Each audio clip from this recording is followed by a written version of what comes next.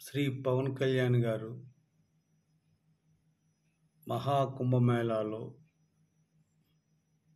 కుటుంబ సమేతంగా పుణ్యస్నానం ఆచరించారు. కుంభమేళాలో ఆ యొక్క సంగమంలో ఆ నదులకి, భగవంతునికి, ఆ ఈశ్వరునికి కూడా నీరాజనాలు పలికారు, హారతులు ఇచ్చారు. ఎందుకు చెప్తున్నా అంటే ఇటువంటి కుంభమేళాలు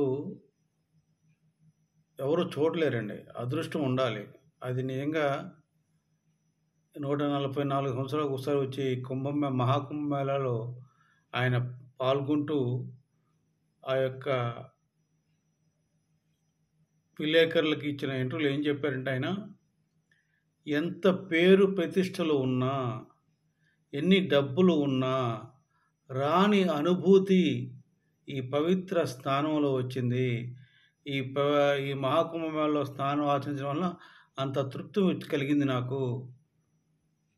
నేను ఒక యోగి ఆత్మగా చదువుతున్నప్పుడు అందులో ఈ కుంభమేళా గురించి చదివాను. నేను ఎప్పటి నుంచి అనుకుంటున్నానో చిన్నప్పటి నుంచి, అది ఇప్పటికి నాకు నెరవేరింది. ఆ మహానుభావులు ఎంతోమంది పుణ్యాత్ములు, సాధువులు, గొప్ప గొప్ప సాధువులు, దేవతలు స్నానం ఆచరించేటువంటి సంగమంలో నేను కూడా ఆచరించడం నా భాగ్యంగా తలుచుకుంటున్నాను అని చెప్పాడు పవన్ కళ్యాణ్ గారండి. ఎంతమంది ఈ రకంగా మాట్లాడతారండి? ఆయన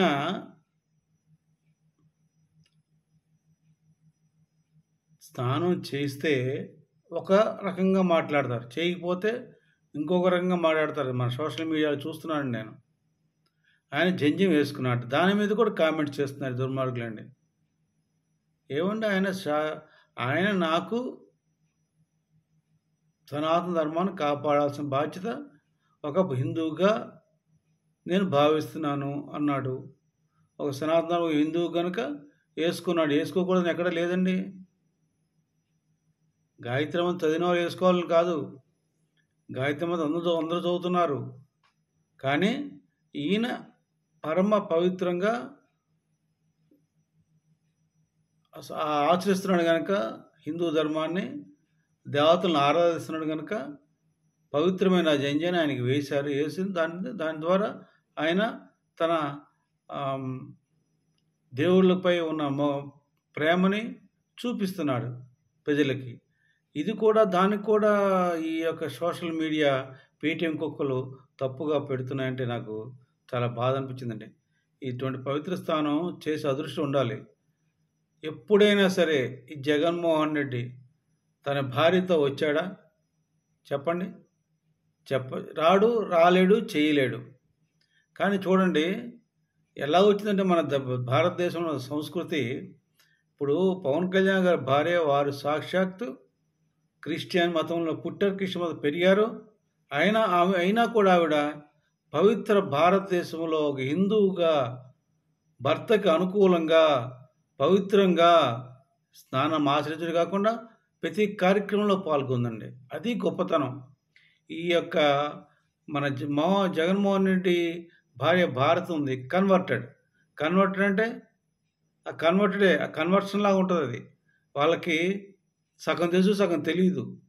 ఏ మతం అయినా, ఏ కులం అయినా ఏం చెప్తుందండి గ్రంథాల్లో?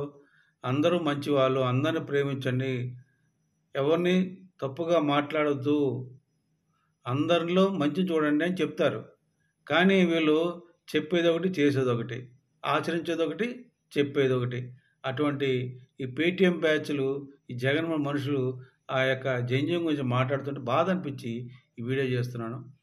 పవిత్రమైన స్నానం ఆచరించిన పవన్ కళ్యాణ్ గారు చాలా పుణ్యాత్ములు. ఎందుకంటే భారతదేశంలో 144 కోట్లలో ఆల్రెడీ ఒక 55 కోట్ల మంది స్నానం ఆచరించారు.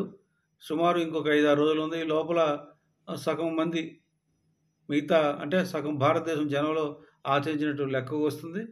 అంతేంటి మహాకుంభమేళా స్నానాలు నా బోటల్లో ఆచరించలేకపోయినా చూసేనా తరిస్తున్నాం మా కళ్ళతోటి.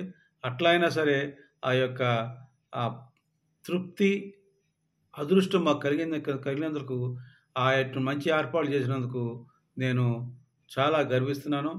పవన్ కళ్యాణ్ గారికి సగు తగు చక్కటి భద్రత ఏర్పాట్లతోటి ఆ యొక్క కార్యక్రమం దివ్యంగా జరగడానికి కారకులైన ఉత్తరప్రదేశ్ ముఖ్యమంత్రి యోగి ఆదిత్యనాథ్ గారికి నేను నమస్కారం తెలియజేసుకుంటూ ఈ యొక్క వీడియో నిర్మిస్తున్నాను. జై జనసేన, జై హింద్.